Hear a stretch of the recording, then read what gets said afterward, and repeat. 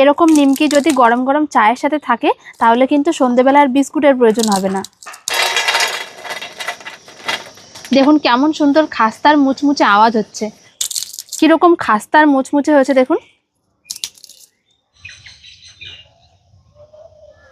নমস্কার বন্ধুরা, পিউ রান্নাঘরে আপনাদের সকলকে আরও একটা নতুন রেসিপি দেখার জন্য স্বাগত জানিয়ে আজকের ভিডিওতে আমি শেয়ার করব একটা নিমকির রেসিপি। চায়ের সাথে টুকটাক বিস্কুট ছাড়াও কিন্তু আমাদের অনেকের একটু খেতে ইচ্ছা করে। আজকে আমি সেরকমই একটা মশলাদার নিমকির রেসিপি আপনাদের সাথে শেয়ার করব। খুব সহজে বানানো যায় আর অনেক দিন পর্যন্ত মুচমুচে থাকবে, সংরক্ষণ করে রাখতে পারবেন। তো চলুন রান্নাঘরে গিয়ে আজকের রেসিপিটা শুরু করি। আশা করছি আজকের ভিডিওটা আপনাদের ভালো লাগবে, তাই অবশ্যই পুরো ভিডিওটা শেষ পর্যন্ত দেখতে থাকুন।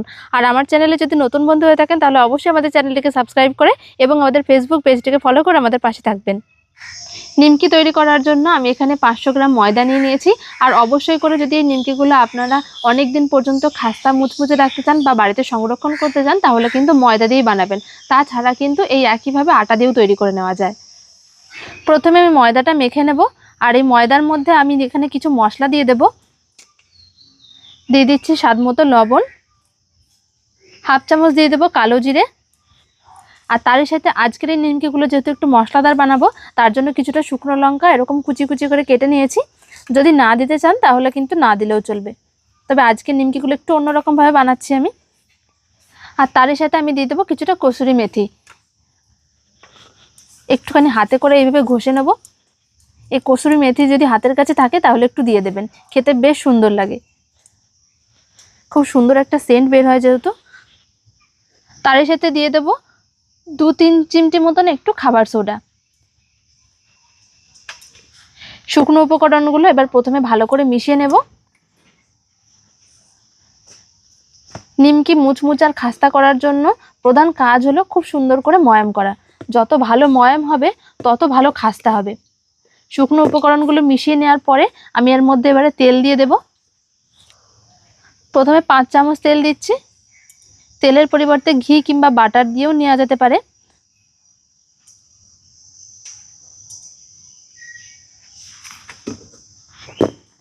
তেল দিয়ে এবারে খুব সুন্দর করে ঘষে ঘষে একটু ময়াম করে নিতে হবে।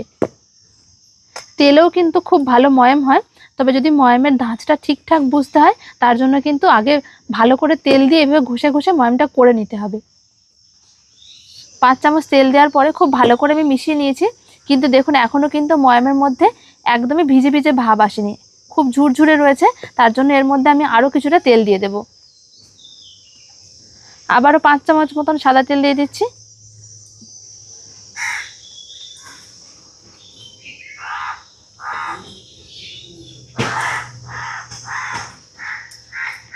আবারও বাকি তেলটা দিয়ে খুব সুন্দর করে ঘষে নেব ময়দার সাথে।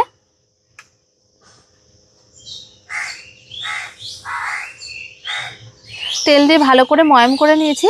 আর এই ময়ামটা হয়েছে ঠিকঠাক বোঝার জন্য এরকমভাবে একটু মুট করলেই দেখবেন খুব সুন্দরভাবে মুট বাঁধছে। আমি যেখানেই যেভাবেই ময়দাটা ধরি না কেন দেখুন সুন্দরভাবে মুট বেঁধে যাচ্ছে। যখন এরকমভাবে মুট বাঁধবে জানবেন একদম ঠিকঠাক হয়েছে ময়ামটা। এবার আমি অল্প অল্প করে জল দিয়ে দেব।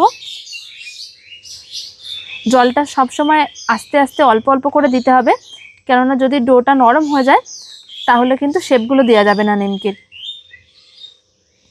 অল্প অল্প করে জল দেবো আর মাখাবো।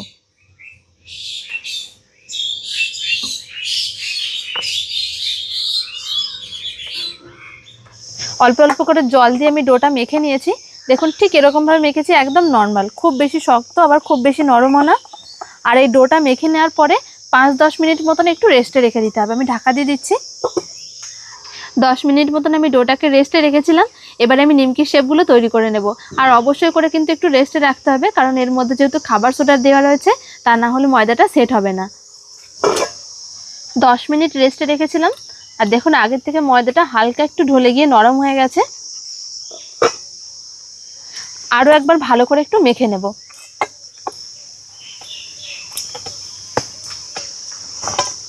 হালকা হাতে ময়দাটা একটু মেখে নিয়েছি। এবার আমি এর থেকে কয়েকটা লেচি কেটে নেব। আমি যেহেতু চাকিতে বেলবো তাই চাকির মাপ অনুযায়ী একটু বড় করে কাটছি।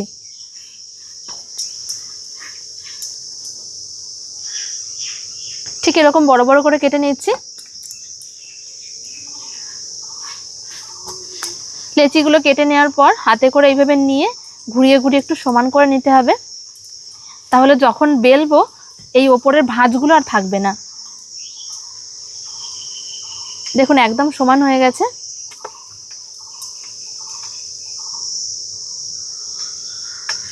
চাকির ওপরে অল্প একটু সাদা তেল নিয়ে নিয়েছি, একটু ভালো করে লাগিয়ে নেব। আর এই তেলটা কিন্তু বারবার দেওয়ার দরকার নেই, প্রথমে যখন বেলবো সেই সময় অল্প একটু দিয়ে দিলেই হবে। এখানে আমি একটা লেচি নিয়ে নিয়েছি, এবার একদম গোল করে বেলে নেব।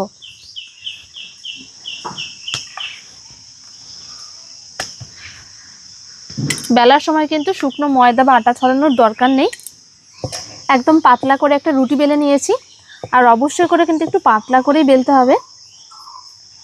আর আমি এখানে একটা কাঁটা চামচ নিয়েছি, এই কাঁটা চামচ দিয়ে মাঝে মাঝে অল্প করে একটুখানি এইভাবে ছিদ্র করে দেব, খুব বেশি দেওয়ার দরকার নেই।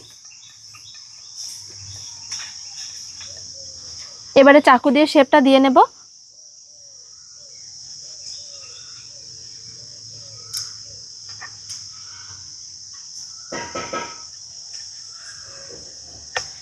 এইভাবে প্রথমে চওড়া চওড়া করে লম্বা লম্বা করে কেটে নিচ্ছি, তারপরে এইভাবে সাইড দিয়ে কেটে নেব।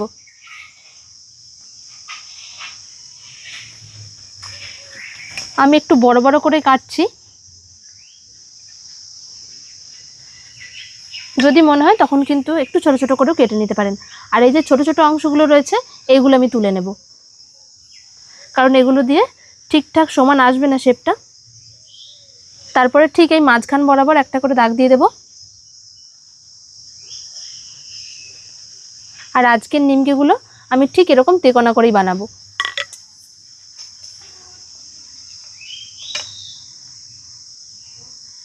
দেখুন একটুও কিন্তু চাকিতে লেগে যাবে না।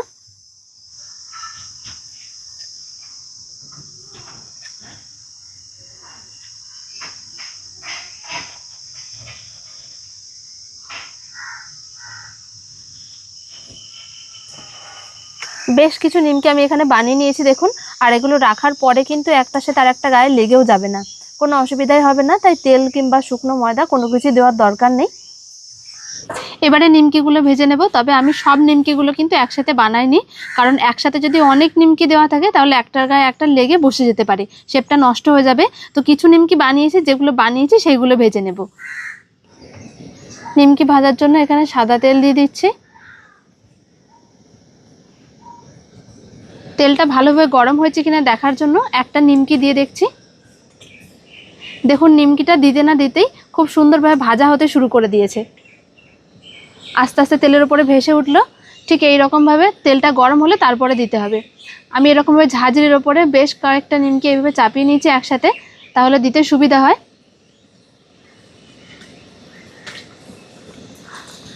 এগুলো কিন্তু দেওয়ার পরে এরকমভাবে কোনো রকমের ভয়ের কারণ নেই, দেখবেন আস্তে আস্তে সব ছেড়ে যাবে। একটু নাড়িয়ে দিচ্ছি।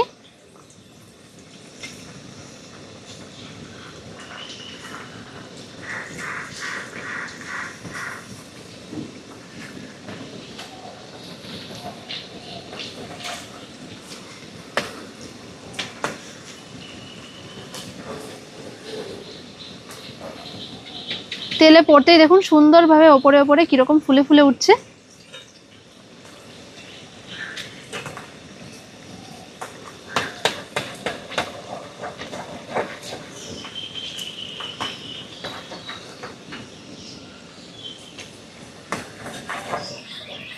যখনই নিমকিগুলো এরকমভাবে ফুলে ফুলে উঠবে তারপরে গ্যাসের আঁচটা একটু হালকা করে দিতে হবে। হালকা আঁচে আস্তে আস্তে উল্টে পাল্টে লাল লাল করে ভেজে নেব।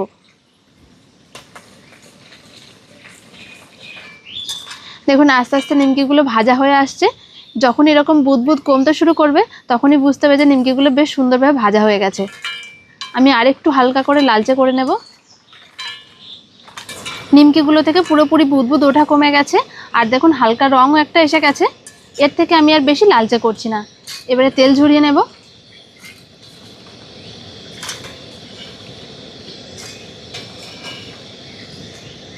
নিমকিগুলো থেকে সুন্দর করে তেল ঝরিয়ে নিয়েছি।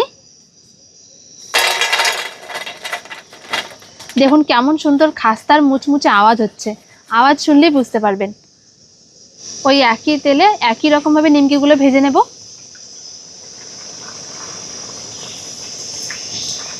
এইভাবে ঝাঁঝরিতে দেওয়ার পরে এরকমভাবে একটু ছাড়িয়ে দিলেই নিমকিগুলো সুন্দরভাবে ছেড়ে যাবে। তবে এর জন্য কিন্তু তেলটা খুব ভালোভাবে গরম হতে হবে।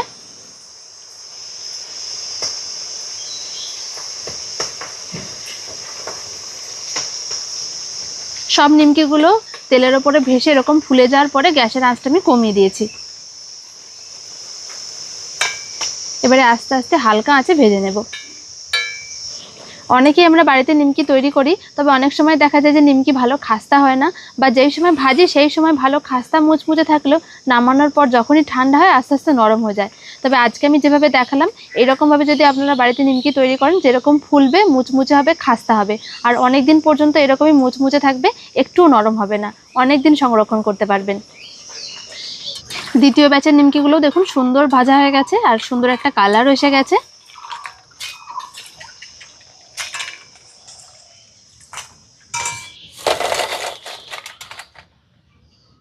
যে নিমকিগুলো বাকি ছিল সেগুলো সব ভেজে নেওয়া হয়ে গেছে। এবার আপনাদের দেখাবো যে নিমকিগুলো কীরকম খাস্তা আর মুচমুচে হয়েছে। সব নিমকিগুলো ভেজে নেওয়া হয়ে গেছে, আর এই নিমকির আওয়াজগুলো খালি শুনুন কতটা খাস্তা হয়েছে। এরকম নিমকি যদি গরম গরম চায়ের সাথে থাকে তাহলে কিন্তু সন্ধেবেলা আর বিস্কুটের প্রয়োজন হবে না। কীরকম খাস্তা আর মুচমুচে হয়েছে দেখুন। তো বন্ধুরা, আপনারাও যদি চায়ের সাথে এরকম মুচমুচে নিমকি খেতে চান তাহলে অবশ্যই করে এরকমভাবে বাড়িতে বানিয়ে দেখুন। একদম মুচমুচে আর খাস্তা হবে, কোনোভাবেই কিন্তু নরম হবে না, অনেক দিন পর্যন্ত এরকম মুচমুচে থাকবে আর সংরক্ষণ করতে পারবেন। আশা করছি আজকের রেসিপিটা আপনাদের ভালো লেগেছে। ভালো লাগলে অবশ্যই একটা লাইক, শেয়ার, কমেন্ট করবেন এবং আমাদের চ্যানেলটিকে সাবস্ক্রাইব করে আমাদের পাশে থাকবেন। দেখা হচ্ছে পরের ভিডিওতে। সকলে ভালো থাকবেন। ধন্যবাদ।